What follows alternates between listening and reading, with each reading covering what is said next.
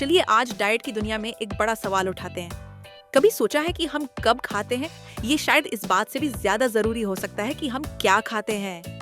आज हम intermittent fasting के इसी दिलचस्प आइडिया को समझने वाले हैं। तो शुरुआत करते हैं उस सबसे पुरानी सलाह से जो हम सब ने न जाने कितनी बार सुनी है, कम खाओ ज्यादा हिलो। लेकिन क्या हो अगर ये सलाह ही अधूरी हो या शायद सही ना हो? सुनने में थोड़ा अजीब लगता है ना? वही दशकों से तो हमें यही रटाया गया है, लेकिन जब हम असली नतीजों को देखते हैं ना, तो कहानी पूरी तरह से बदल जाती है। ये देखिए, ये मशहूर टीवी शो बिगेस्ट लूजर के कंटेस्टेंट्स का डेटा है। इन्होंने बहुत सख्त डाइट और घंटों की कसरत से कमाल का वजन घटाया था, लेकिन कहानी यहीं खत्म नहीं हुई।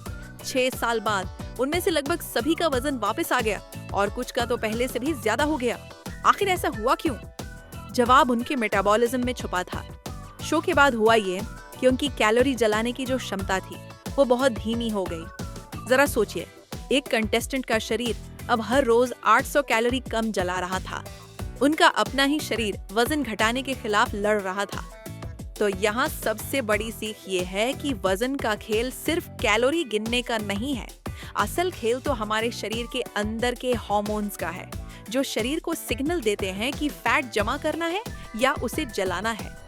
और इस हार्मोनल कहानी का जो सबसे बड़ा खिलाड़ी है वो है इंसुलिन। नाम तो हम सबने सुना है, लेकिन वजन घटाने में इसका असली रोल क्या है ये शायद कम ही लोग समझते हैं। इंसुलिन को ना शरीर का फैट स्टोरेज स्विच समझिए। जब भी हम कुछ खाते हैं, खासकर कार्बोहाइड्रेट्स, तो इंसुलिन का लेवल बढ़ जाता है और ये शरीर को कहता है चलो ऊर्जा को फैट के रूप में जमा करो। और जब तक इंसुलिन का लेवल हाई रहता है, शरीर फैट बर्न कर ही नहीं सकता। अब देखिए कि हमारी खाने की आदतें पिछले कुछ दशकों में कितनी बदल गई हैं। 1977 में लोग औसतन दिन में 3 बार खाते थे, लेकिन 2006 तक आते आते ये संख्या लगभग डबल होकर 6 हो गई। मतलब हम लगभग हर समय कुछ न कुछ खा रहे हैं। और इसका नतीजा, ये ग्राफ सब कुछ साफ कर देता है। लगातार खाने की वजह से हमारा इंसुलिन कभी नीचे ही नहीं आ पाता। ये शरीर के फैट स्टोरेज स्विच को हमेशा ऑन रखता है और फैट बर्निंग वाले स्विच को ऑफ कर देता है। तो फिर इस लगातार बढ़े हुए इंसुलिन की समस्या का हल क्या है? जवाब शायद कुछ करने में नहीं, बल्कि कुछ न करने में है। चलिए देखते हैं कि फास्टिंग यानी उपवास के दौरान शरीर में असल में होता क्या है। हमारा शरीर ना 2 मेन मोड में काम करता है। पहला है फेड स्टेट, जब हम खाते हैं और इंसुलिन बढ़ जाता है तो शरीर ऊर्जा जमा करता है। और दूसरा है फास्टेड स्टेट, जब हम नहीं खाते तो इंसुलिन गिरता है और शरीर ऊर्जा के लिए अपने जमा किए हुए फैट का इस्तेमाल करने लगता है। ये एक सिंपल ऑन ऑफ स्विच की तरह है और ये ग्राफ इस स्विच को बहुत अच्छे से दिखाता है। जैसे ही उपवास शुरू होता है, शरीर पहले जमा हुए कार्बोहाइड्रेट्स को यूज करता है और जब वो खत्म हो जाते हैं तो वो अपना फ्यूल सोर्स बदल लेता है और सीधा फैट जलाना शुरू कर देता है। जब फैट टूटता है तो कीटोन्स बनते हैं, जो हमारे दिमाग और शरीर के लिए एक सुपर फ्यूल की तरह होते हैं। और ध्यान देने वाली बात यह है कि शरीर मसल्स को नहीं बल्कि फैट को टारगेट करता है। लेकिन वो सबसे बड़ा डर कि कहीं फास्टिंग से मेटाबॉलिज्म स्लो तो नहीं हो जाता या मसल्स लॉस तो नहीं होता। पर जानते हैं, असल में डेटा कुछ और ही कहानी बताता है। स्टडीज में तो ये देखा गया कि 4 दिन की फास्टिंग ने मेटाबॉलिज्म को उल्टा 12% तक बढ़ा दिया। और एक दूसरी स्टडी में लोगों का फैट तो कम हुआ, लेकिन मसल्स पर कोई असर नहीं पड़ा। मतलब जो हम सोचते हैं ये तो उसका ठीक उल्टा है। तो हमने क्यों के बारे में तो बात कर ली, अब आते हैं कैसे पर।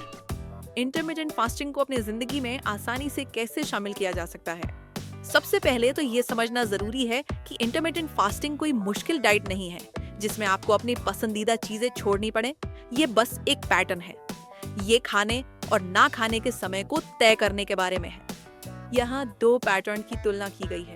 लेफ्ट साइड में है 12 घंटे का उपवास और राइट साइड में एक पॉपुलर 16-8 फास्ट। ये जो हरा वाला एरिया है, ये है फैट बर्निंग का समय। देखिए, जब खाने का समय थोड़ा कम होता है तो फैट बर्निंग का समय कितना ज्यादा बढ़ जाता है। जो लोग शुरुआत कर रहे हैं उनके लिए यहाँ कुछ सिंपल टिप्स हैं। पानी पीना बहुत जरूरी है। खुद को बिजी रखना भूख से ध्यान हटाने का सबसे अच्छा तरीका है। और याद रखिए, भूख की फीलिंग लहरों की तरह आती जाती रहती है। जब फास्ट खत्म हो तो नॉर्मल खाना खाएं, जरूरत से ज्यादा नहीं। लेकिन क्या होगा अगर इंटरमिटेंट फास्टिंग सिर्फ वजन घटाने से कहीं ज्यादा हो? रिसर्च बताती है कि इसके फायदे हमारे पूरे शरीर और दिमाग के लिए हो सकते हैं। जैसा कि लेखक एबल जेम्स ने महसूस किया, बहुत से लोग फास्टिंग के दौरान ज्यादा मेंटल क्लैरिटी और एनर्जी महसूस करते हैं। ये उस फूड कोमा का ठीक उल्टा है जो हम अक्सर भारी खाना खाने के बाद महसूस करते हैं। चलिए कुछ और दिलचस्प वैज्ञानिक फायदों पर नजर डालते हैं। फास्टिंग से ग्रोथ हार्मोन बढ़ सकता है जो मसल्स को बनाए रखने में मदद करता है।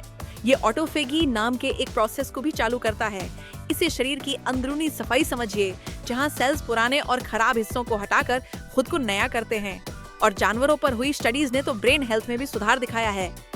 तो ये हमें एक आखिरी सवाल पर लाकर छोड़ता है। हमारी इस मॉडर्न दुनिया में जहां खाना हर जगह हर समय मौजूद है, क्या हो अगर हमारे पूर्वजों की एक पुरानी आदत, थोड़ी देर के लिए कुछ ना खाना, ही हमारी सेहत को सुधारने की चाबी हो? इस पर सोचना तो बनता है। हेल्थी वेट लॉस चाहिए? सब्सक्राइब करें, बेल आइकॉन पर क्लिक करें और डेली टिप्स के लिए इंस्टाग्राम, फेसबुक पर फॉलो करें।